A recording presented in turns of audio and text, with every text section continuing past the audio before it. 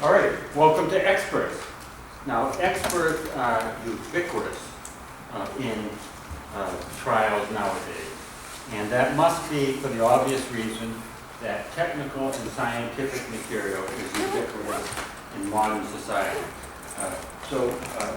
This is not some extraneous topic of no importance or even of little importance. This is a very important topic because expert opinions crop up everywhere. Sometimes in just a little subset of a witness's testimony. Often you'll find that even your client has an expert opinion that he or she can legitimately offer. Police officers frequently give expert opinions. Now, there is a school of thought, a very intelligent school of thought, that we should avoid or minimize the use of the term expert. So that school of thought says that an expert shouldn't be called an expert in front of the jury because it magnifies the importance of the expert's opinion beyond that which is appropriate. Because an expert, the bottom line is, an expert is just like any other witness. So that school of thought says that as much as realistic, one should call expert witnesses opinion witnesses. Of course, there is such a thing as lay opinions on certain subjects, but some folks would advocate for not using the term expert at all, which seems rather difficult to me to pull off, but a lot of folks would advocate for minimizing the use of the term expert. So with experts, many of the same considerations are extremely important. Many of the same considerations from other aspects of the trial are extremely important. So jurors have a limited attention span. Jurors, I hate to tell you this sad fact, but understandable fact, for the most part, jurors really don't want to be there. So jurors have a limited attention span. It's critically important that you be brief and focused, efficient, and disciplined in your use of the juror's time with experts, as with any other aspect of the trial. So experts, their role is to explain reality as to complex scientific or technical material, which crops up much more than one might initially expect. So that's their only role. Their role is not to give expansive discussions with incredible intellectual interest for the jurors and to regale the jurors as if they were captive law students sitting in a law school lecture and they couldn't really go anywhere else and had the liberty to talk at length. That's not you, but that's certainly not jurors. The expert has a limited job, and that is to explain the technical and scientific reality, to do it and be done with it and move on. And you get to other aspects of the trial. So the juror's perspective is this. They are suspicious of retained experts. So a retained expert, that's generally somebody who has no connection with the case and just gets hired to come in and give an opinion on the case. For natural reasons, they're suspicious of retained experts. So you should try to get non-retained experts who are already involved in the case for your case. So where those would commonly come up is in criminal cases, police officers give expert opinions all the time as to in drug cases or in there's a whole panoply of scientific and technical areas that police officers give expert opinions on. Or treating physicians are a powerful kind of experts.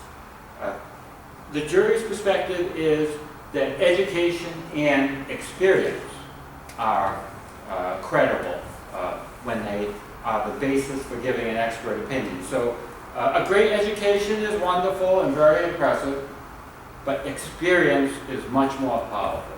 Experience is what jurors will pay a lot more attention to. So experts should be well prepared. So they should have a thorough report. And you see, unfortunately, you see sometimes the quality of preparation depends on how much money is involved in the case. What we see in these allegedly big money medical malpractice cases is very elaborate, very carefully crafted reports by the experts. There's a lot of money involved. They put a lot of time into preparation of the reports. It's my understanding that a testifying expert in a medical malpractice case will submit a draft of the report to the lawyer, and the lawyer edits it and sends it back, and goes back and forth like that. That's the kind of care the expert's report should get. All that back and forth, by the way, is admissible unless the expert is the defendant treating physician, for example. Okay, so the expert can be asked, did you send that report back 6 times for edit? That's all admissible, but better to have a really carefully prepared report than that can be cross-examined by all this back and forth with the lawyer than to have a lousy report with no cross-examination about it going back and forth. A poor report, a superficial report, a report that's not done well can be stuffed down the expert's throat at trial and can be very damaging. The expert should take all the time needed to prepare. And I'll make the same observation I made about direct examination. We often see relatively little time is taken in preparation. It takes a lot of time to prepare these cases. Anytime there's an expert, there's a certain level of complexity, and oftentimes there's a high level of complexity. The expert needs to take the time to prepare, and the expert needs to get all of the materials on the case and have given them the attention that they deserve. Otherwise, cross-examination can be dangerous. The expert needs to not be a professional witness. What I mean when I say that now, today, by professional witness is the expert needs to be someone who has not testified hundreds of times. And even worse, the expert needs to be somebody who has not testified hundreds of times for one side, for the plaintiff, or for the defendant, or for the prosecution, or for the civil defendant. The expert needs to be somebody, you're probably best off not with somebody who's never testified in court before, but with somebody who's testified a smaller amount, so has that kind of experience with the courtroom experience with the courtroom with cross-examination, but that cannot, by any fair sense of the word, be described as a professional witness or someone who makes their living by testifying. Perhaps most of all, the expert needs to be dynamic and confident and a strong communicator. So the academics that one might naturally gravitate to for expert witnesses are not necessarily the best choice. You need someone with good communication skills. You need someone who has some understanding of being brief and talking like a regular person. Remember, no naughty words. Naughty words, of course, is legalese. No legalese and no technical jargon unless there's no way around it. If you have to do it, you have to do it sometimes. Excuse me. An expert needs to be able to communicate clearly and to understand that very few jurors are going to have any real intellectual interest in their field, just for the sake of intellectual interest, that jurors just want to hear what they need to decide the case, and maybe don't even want to hear that. So preparing experts, of course, you give them everything. You understand that it's rare that anything you give an expert is going to be privileged, or anything you say to an expert is going to be privileged. You need to help the expert, because the expert, some of them actually pretty good in court, and many of them very good, but they're not going to have your background. As a matter of fact, you start with the 2013 or the 21st century version of trial advocacy, much more advanced than what I was taught back in the day. And then you grow during your career. You're way ahead of all but the most experienced experts, way ahead. So you need to help them to understand that they don't want to be what I just mentioned, an academic person who's going to give this full exposition of their field since the beginning of time. They're not going to be the scholar. They're going to be the teacher, the leader to the jurors. Much as you are trying to be from that moment when you start the opening statement. The teacher, the leader, the person who shows them the way, but through scientific or technical issues. No naughty words, no what I'll call highfalutin language. And I don't even know if that's a word. I don't know where I got that somewhere. Nothing fancy unless there's a reason to be fancy about it. And talk in sound bites. It's all about sound bites. This is good communication practice.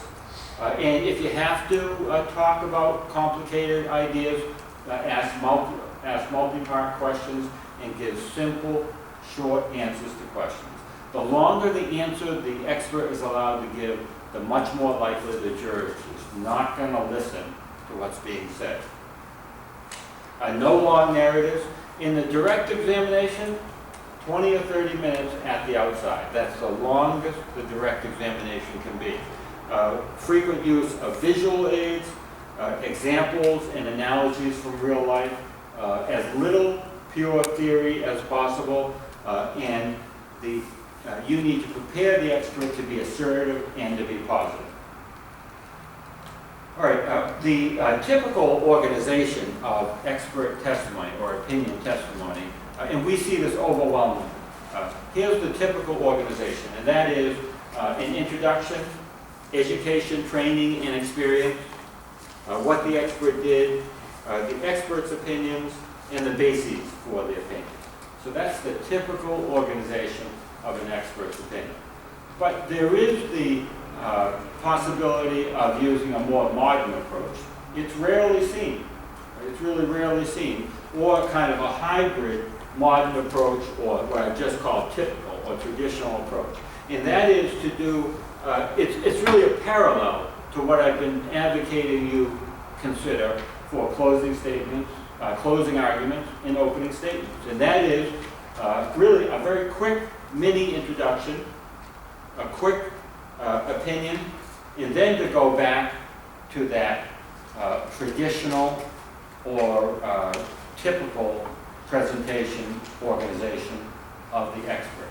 So the difficulty arises when there's an objection to this approach, because there can be a valid objection to this more modern, punchier, you might even call it impact presentation of an expert witness. But there's really a lot to recommend this more modern approach. And why? Of course, because primacy is what it's all about. This is, even if you are as disciplined as you need to be, and you keep that direct examination to 20 or 30 minutes, you're usually going to be losing a lot of the jurors. So that primacy, those first things out of the expert's mouth, get a lot of attention and get remembered. So the way to do it, I would recommend, if you can pull it off, is to try to do it by the modern approach, but when you encounter objections that get sustained, be able to relapse into the traditional or typical approach. And to go back and forth, trying to take advantage of primacy by getting your important points out front, but in the face of objections that are sustained, to relapse into the traditional, typical approach.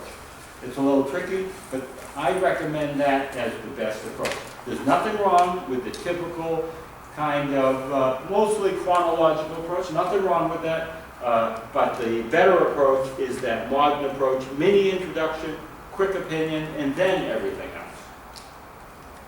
So the introduction. If it's not a mini introduction, should be, some of it's nonverbal.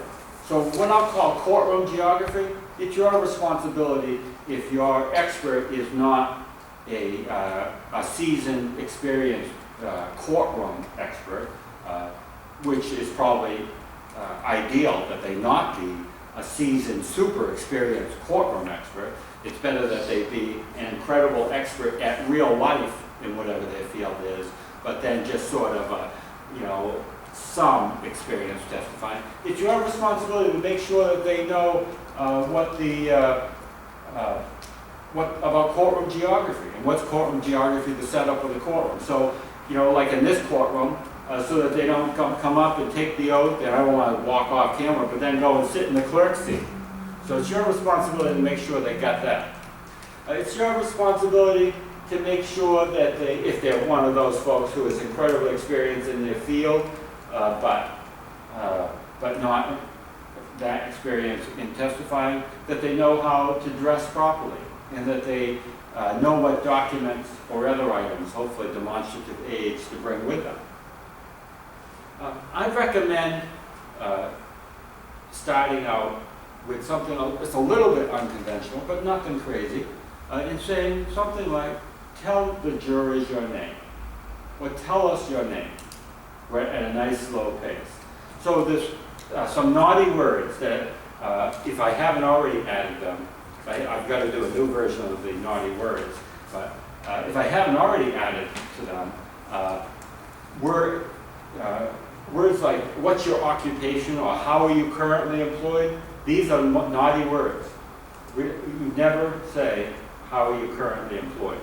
This seems to have come into the vocabulary of trial lawyers, and I don't know where it's come from, and I don't know why trial lawyers think that that's good to say, because it's not something you would say at the dinner table when you're talking at the dinner table with your grandmother.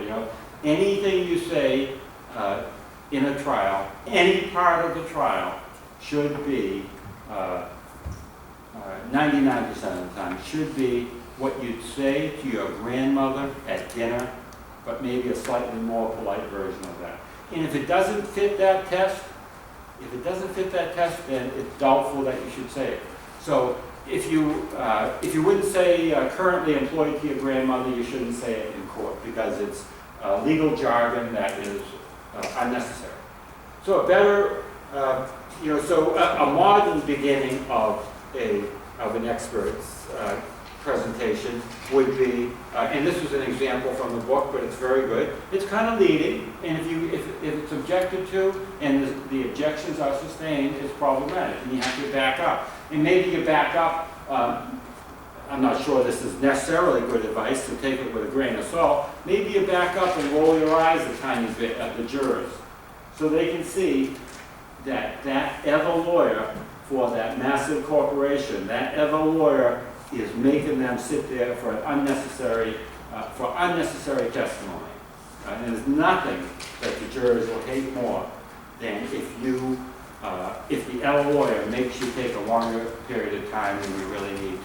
But so a little bit leading, but probably better, is, are you the orthopedic surgeon who treated my client, John Smith, after he got in a car accident? It's kind of leading. Actually, it is leading. Leading versus non-leading is a spectrum. It's not black or white, but it is leading, and it's assuming some things not in evidence. But it's probably okay. Probably nobody cares, and the jurors will appreciate it. Did you operate on him? Did you supervise his rehabilitation? Are you able to tell us about his injuries, surgery, and rehabilitation?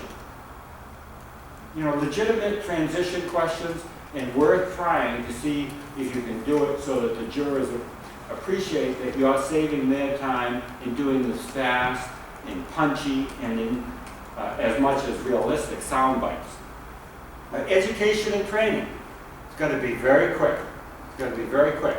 So that resume that may or may not get into evidence, it often will, I suppose, I have to admit, that resume, a tiny subset of the resume gets into evidence. There's all sorts of quasi-garbage in the resume that should never see the light of day in question and answer to that juror. You never present education, training, and experience by just following the resume. Big mistake. Only the core qualifications. And I'll say on tape what I said before, I'm dubious that the resume, strictly speaking, is a business record. I have no doubt that there are cases saying it is, but it's an imperfect foundation I might recommend to you. But perhaps lots of judges are going to say, come on, let's have some common sense here. Just let the resume in. What's the big deal? And maybe that makes a lot of sense. But don't assume the resume is going to get in evidence. It's good to try to get it in, but don't assume it's going to get in, because well, I won't belabor the point. It's important. I'm going to suggest here, this is not my most important point of the night, or the day, or the evening, or whatever it is. But here's a pretty important point. Always personalize your expert. So that doesn't mean to give your opinion witness's life story.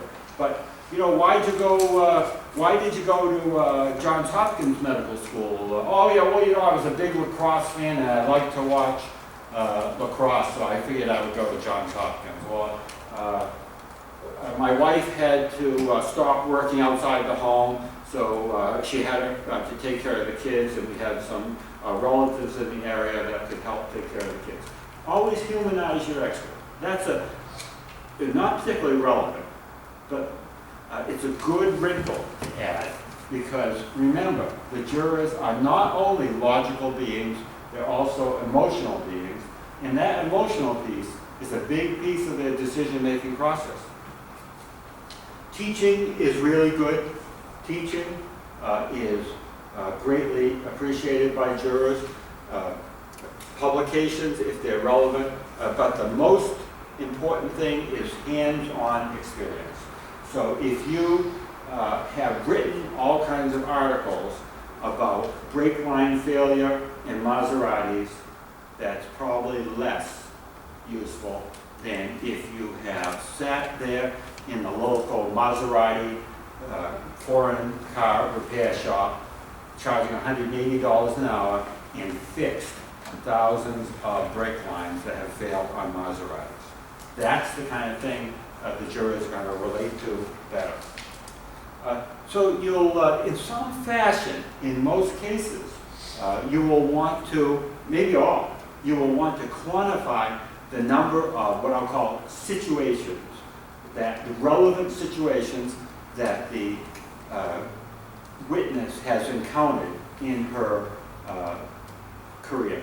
And you want to go from general to specific, and you want to frame it in a way that it sounds like a lot. So I'll try to come up with an example.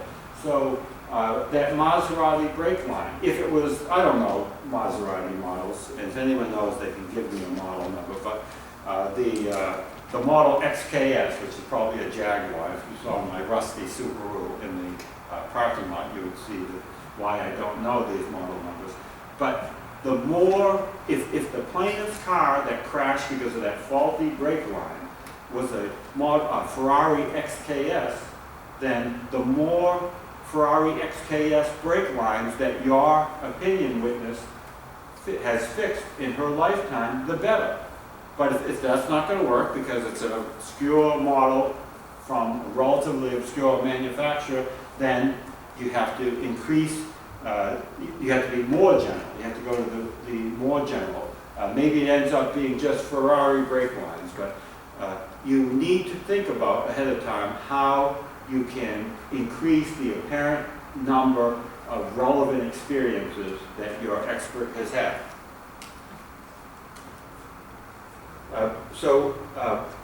You need to, so let me tell you something about qualifying an expert. So the best way to look at this, the best practice in terms of, quote, qualifying an expert is that nobody's qualified in front of the jury, so no witness, the judge never says, I'm going to, you know, one of the party's lawyers says, I'd ask that you qualify that witness as an expert in automotive brake line repair. The best thing is that never happens. Nothing like that. The judge never gives some kind of a judicial, what is it, imprimatur? Is that the right word? Is that how you pronounce it? there's no judicial approval of that witness as an expert. The best thing is that you ask question and answer, and if the judge thinks that the witness has the necessary expertise to answer the question you just asked, then she lets the witness answer. Otherwise, when there's an objection, the judge sustains the objection. So there shouldn't be any kind of qualifying the witness expressed to the jury. There shouldn't be any kind of certifying of the witness or anything like that. The best way to do it is, it's just an apparently seamless process to the jury, and we have question and answer, and the judge's rules implicitly on whether the witness has the necessary qualifications. So next, the witness, the expert, the opinion witness tells about what they did and why they did it. So it's really much of the same as we've always been talking about in this course. It's about short answers, it's about visual aids, it's about plain English, no naughty words, no legalese, nothing remotely pretentious. So you gotta, I recommend right away, now, immediately, yesterday, you develop an ear for pretentious language. Okay, so you're very, very smart people, because this is a very competitive law school, very competitive. You come into this new profession, you've learned all this, this new language. It's really more than a new language, it's a way of thinking. And you have my admiration for that. Now you have to take the next step. You have to learn to think as you've been taught, but to turn on and off, talking like a blowhard or talking like a regular person. So when you're up in front of that federal district judge talking about that patent case on some incredibly arcane and difficult issue, you can talk like a blowhard. You know what I mean by that. But when you're talking to that jury, you just turn the switch. And it's like you're a regular Red Sox fan, just like them. You gotta develop that right away. You gotta develop an ear for pretentious language, and you gotta help your witnesses to get rid of it. You have to prepare them well, any kind of witness, but experts and opinion witnesses as well. You gotta, in your preparation, you gotta tell them, please don't talk that way. Don't use those big words. Don't show your education, because a jury is truly a cross-representation of society. Actually, it's not a pure cross-representation, but it's pretty good. It's pretty good. And that guy on the jury who slings garbage bags for a living is not going to appreciate that your witness from the Harvard School of Public Health and the Yale College and Cambridge University, that guy is not going to appreciate all those fancy mannerisms that expert picked up and never got rid of through learning about modern communication strategies.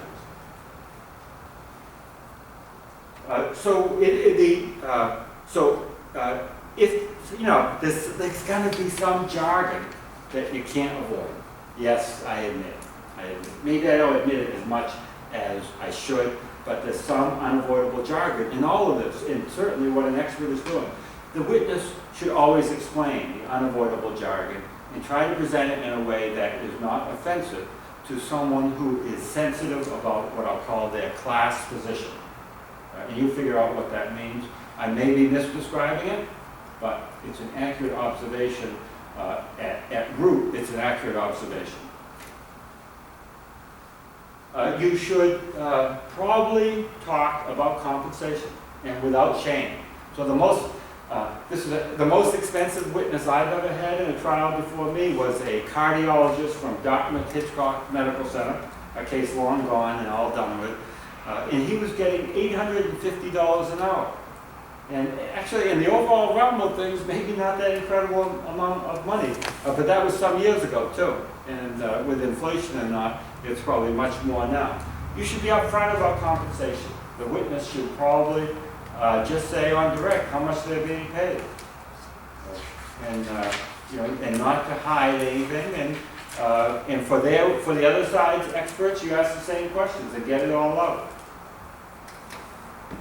All right, so the expert's opinion, the traditional way again, you know, there's this recurring theme in this course, but the traditional way is, do you have an opinion to a reasonable degree of medical certainty, or do you have an opinion to a reasonable degree of scientific certainty, or do you have an opinion to a reasonable degree of psychological certainty, or whatever? Insert blank, right? As to the cause of my client John's phlebitis. That's the traditional way to do it. And you need to be able to do that in case you can't get it in a less formalistic way. And then the next question, of course, would be, what is that opinion? But a better way to do that is, were you able to determine the cause of John's phlebitis? And what was that cause? Does it have a downside for the trial process? Maybe a little bit. It doesn't red flag that there's an opinion coming, a scientific or technical opinion coming, so that the other side can object. But it's a much better people-friendly way of eliciting that opinion. So what did you determine about that cause? What was the cause? Next, so you should, it's a parallel to many other things in this course. You should try for the modern way of doing it, but you should be versatile enough, limber enough verbally, so that you can lapse into the old-fashioned, old fogey way of doing it. So then the traditional way would be to have the expert give her bases and an explanation for the opinion. So this should be carefully thought out, because this is very important. It should be carefully thought out, as always, with visual aids and admitted exhibits and unadmitted sources of the basis of the opinion, which I don't have time to get into today, but may be admissible. You should be thinking about treatises. Some treatises will, if they're the basis for the opinion, can be read with some very, very quickly. It should be simple and concise in just a few minutes. This is really where you're going to see the operation of the expert's teacher role. Not teacher in the sense of pretentious professor, teacher in the sense of a real live teacher who has good communication skills. This is the crux of an expert's role, because it's where I'll use every trite expression I can think of, where the rubber meets the road. This is where you persuade those few jurors who haven't already long ago made up their opinions. And this is where you arm that big number of jurors who long ago made up their opinion, so that they can persuade in the jury room the few that did not already make up their opinion. So this is important, and they need to be well prepared.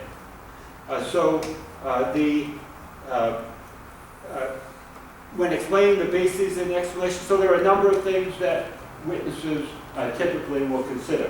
Expert witnesses and opinion witnesses will consider things like personal exam and study, test records, testimony and statements of witnesses, consultation with other experts, and treatises.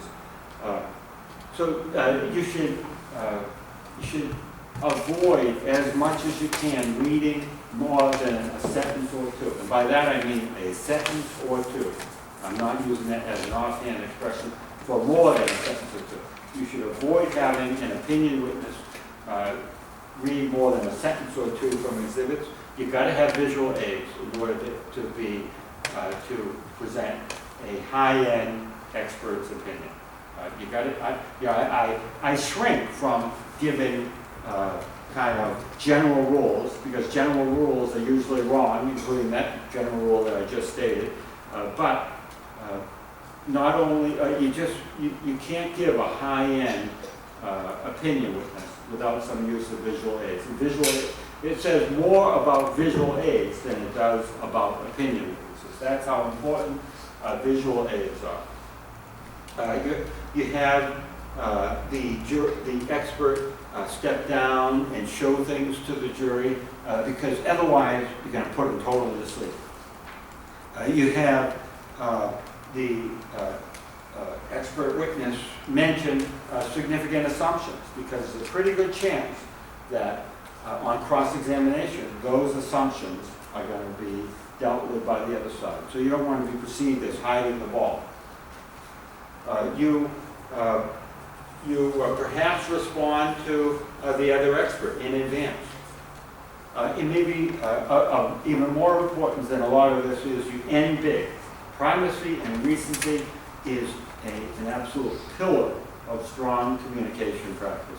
There's so much, especially the experts, because the experts, there's the danger in a trial by when the lawyering is weak or mediocre. There's the danger that the expert part of the trial should be, if it were accurately labeled, would be labeled as juror snooze time.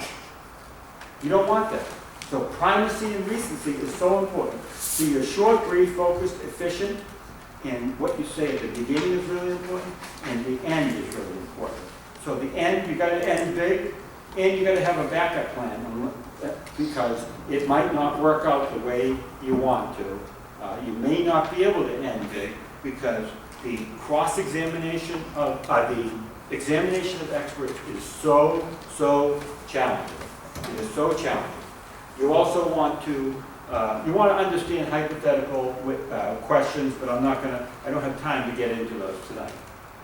But apropos of me saying how difficult it is about the need for a backup plan when you're ending big with direct examination of opinion witnesses, let's talk about cross. So I hesitate to say it, but if you remember nothing in your practice in real life of law, of trying cases from today's class, remember this. Think small when you're cross-examining an expert. Because if I had $1 for every time I have seen a lawyer on cross-examination of an expert get killed, do poorly, and accomplish zero for his client, I would not be driving that rusty Subaru in the BU Law School parking lot. I'd be a wealthy man. Because more often than not, big time, I'm even going to try to put a number on it. I'm going to say 65, 70% of the time, the lawyers shouldn't have stood up. That's not true at all. The lawyer should have done what I'll call a faux cross, FAUX, like something that couldn't go bad, because so often it goes bad. The more complex the area, the more the expert kills the cross-examining lawyer. Medical malpractice cases, the experts, many lawyers are just outmatched on cross-examination. This is too complex an area, but it's really two things. It's number one, it's an incredibly complex area. It always is in medical malpractice. And number two, the experts have often testified many, many times. And they're highly intelligent, highly educated people, so they watch a trial. They probably have nothing better to do except watch it on YouTube and things like that, but their own personal experiences, they're experts at their field, and they pick up by osmosis what it's like in a courtroom, so that natural advantage that trial lawyers have, that they know the rules, and the rules are really difficult, disappears or is minimal. The number one thing is, what is it, the Hippocratic Oath? Do no harm. And lower your expectations of what you can do with the other side's expert. And don't show off or you'll be burnt. If you need to make some points involving expertise, hopefully, we hope, you have your own expert who can bring these things up, because it's so difficult to get it from the other side if the other expert is well prepared and wants to hurt you. So preparation, the preparation is, you research the area, research the expert. There are all sorts of, on the internet, pay services now, in professional networks and associations. It's amazing. You should be able to get transcripts of any very experienced expert's testimony from past cases. And it's extremely valuable. And boy, is it ever true that you need what amounts to a grid. Not necessarily a grid, of course, but you need something that shows you where the witness's prior statements are so that you can get them quickly. and you get your expert to coach you on cross. Topics for cross-examination, I've got a whole laundry list here. I'm going to run through maybe some or all of them, but this is not me saying to you that you should go at length on cross. Cross should be quick, extremely disciplined, and with low expectations so that you don't hurt your client. So qualifications, lack of hands-on experience, a slightly wrong area of expertise. Those are some areas. Bias for one side, or bias with that, having testified with that lawyer a lot before, or if there's a lot of money involved in compensation for the expert. These are things that you can cross on. We also occasionally see experts who it may be greediness. They over-opine, they get outside of their true area of expertise. It's called being the jack of all trades.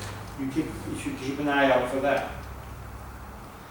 If an expert is not a middle-of-the-road expert, you should bring that up. It's not fatal to an expert, but if an expert is essentially a what I'm trying to think of, the even-handed political two extremes. So the two extremes would probably be something like, the two extremes would probably be Fox News and Al Jazeera, right? What do I know? But so if academically they're the equivalent of the Fox News and Al Jazeera commentators, then that should be brought up. It's not fatal because people on both of those political areas are often right, I assume. But it should be brought out because it's potent cross-examination. If the witness denies the theory of evolution, it should be brought up. A failure to verify their data, garbage in, garbage out, wrong or biased assumptions, or if you change the assumptions, does that change the result? What they did not do, and of course, our old favorite prior inconsistent statements. And you can sometimes use the opposing expert to build up your expert, if only on the area of qualifications. It's important, though, in the order of what you do, primacy and recency and ending big, and I'm talking about the entire cross as well, ending big with a backup plan, because on cross-examination, it is much more difficult to end big than it is on direct examination for obvious reasons. The witness is so much more difficult. So the common problems are really the common problems in all parts of trial presentation. Too much or too long, you got to be super disciplined. It's really hard, especially when you're encountering unexpected obstacles. Not enough visual aids, not enough having the witness step down and talk to people, a lack of primacy or recency, a weak beginning or ending, not enough preparation shows up all the time, and then showing off and getting your head handed to you on cross-examination because you were simply never meant to really hurt that expert in a big way. All right, thank you.